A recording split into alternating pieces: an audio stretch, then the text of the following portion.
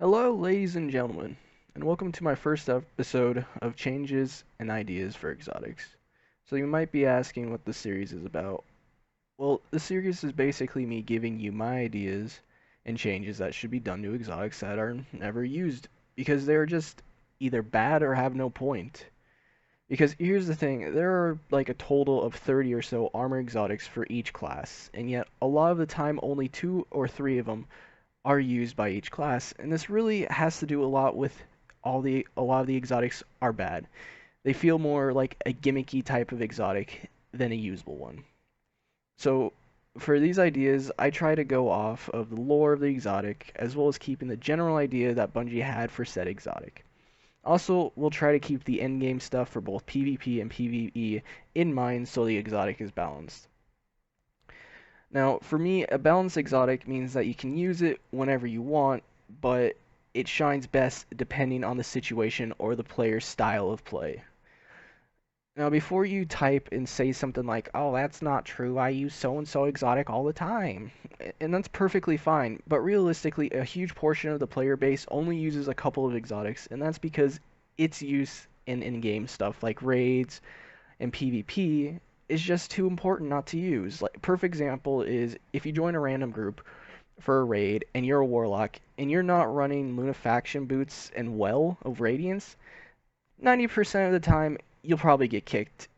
If you're not kicked, it's probably because they either don't care or they already have two to three other Well Radiance, so they don't need another one. Sorry for me babbling on. I promise I won't talk as much as I do in this video. This is really only because I wanted to explain what the series will be about and how I'm going to do it.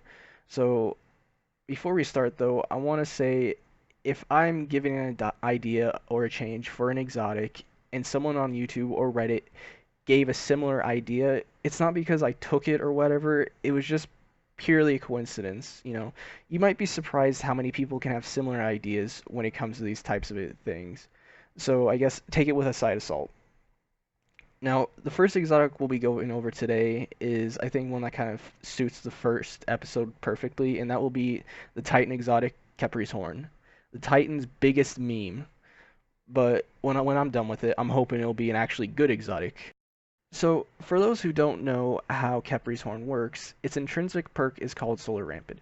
Solar damage kills recharge your barricade, and when you activate your barricade, it unleashes a blast of solar energy. Now, this is one of those exotics where, on paper, it sounds good, but in actual use, it sucks.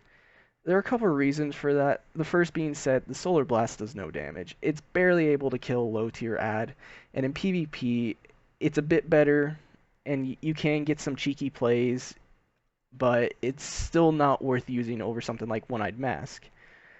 Then the recharge for getting solar kills is also okay, but when you look at something like Hollow Fire, where it not only doubles your recharge of the barricade when your super's full, it does the same for both your grenade and melee energy. Another big thing though is you also have to use Towering Barricade, which is also another situational thing. I find I'm using Towering Barricade more in PvP than PvE, but of course this kind of differs between people. So, after reading the lore and trying to understand the idea Bungie had, it's clear that what they were trying to do, but at the same time it's not.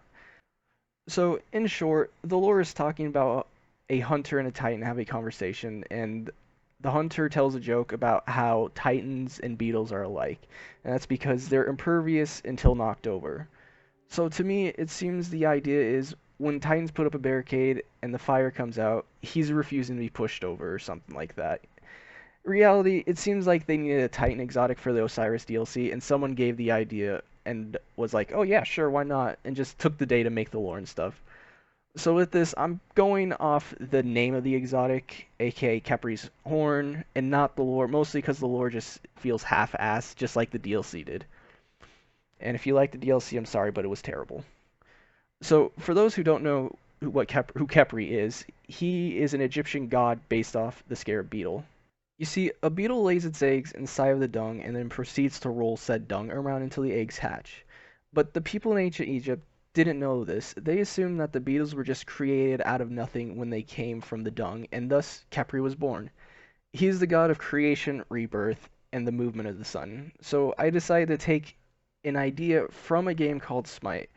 For those who don't know what Smite is a third-person MOBA, and the characters that you play as in said game are gods from all different types of lore. And one of those gods is Khepri, and one of his abilities is quite unique in the game. And this ability is he's able to revive your teammate if they die. So that was the inspiration for Khepris Horn. Basically, the barricade perk will stay, but also any solar explosion that occurs on a ghost will cause a smoldering effect to occur, and thus he will be revived. And when I say revive, I don't mean like an insta revive. It would take the same amount of time to revive someone as if you were there, just from a distance. So some things to be noted with this: melees, grenades, supers would all activate the buff. Melees would kind of lock onto the ghost like it was an enemy, so you could use shoulder charge, punch them, or the middle hammer would also kind of track onto the ghost as well and explode on impact and use the charge. The second part is instead of solar kills recharge your barricade, instead, when using an ability to revive a teammate, you gain increased regen for your other abilities for a short time.